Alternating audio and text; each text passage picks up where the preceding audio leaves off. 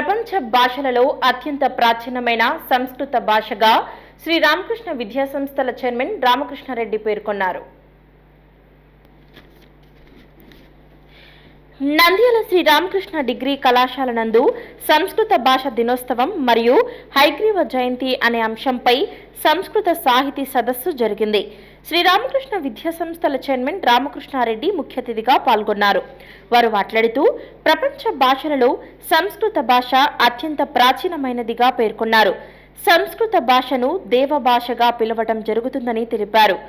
వేదగశయే జీవనాడి అని మంత్రమాల శక్తి వలన ప్రమాదంలో ఉన్నవారు కూడా 48 గంటలు జీవించగలరని తెలిపారు.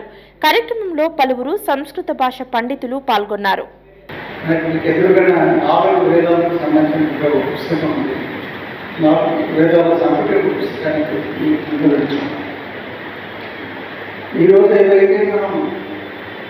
గొప్పగా చెప్పుకుంటున్నామో అవన్నీ కూడా సాంస్క్రిట్లో ఆలోచన ఉన్నాయనే విషయం అని గమనించారు.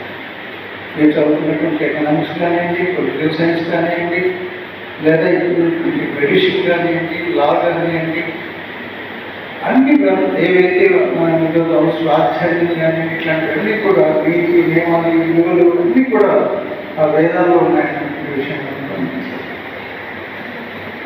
అయితే విదేశీయుల పాలన పుణ్యమా అని వాటిని నాశనం చేసినటువంటి సందర్భాలు ఈ ప్రపంచంలో ఉన్న పంచభూతాలు మనకు ఎలా సహకరిస్తున్నాయి, పంచభూతాలను ఆహ్వానించడానికి, పంచభూతాలని మనం స్వాధీనం చేసుకోవటానికి, పంచభూతాల యొక్క కరుణ మనపై పూర్తిగా ప్రసరించడానికి మనం ఏ రకాలైన మంత్రాలను వాడాలో ఈ యొక్క గ్రంథాల ద్వారా మనకు తెలుస్తుంది.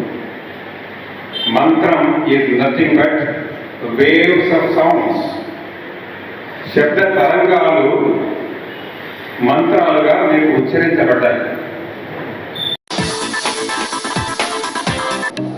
హాయ్ అండి, సబ్స్క్రైబ్ టు నంద్యాల కమ్యూనికేషన్.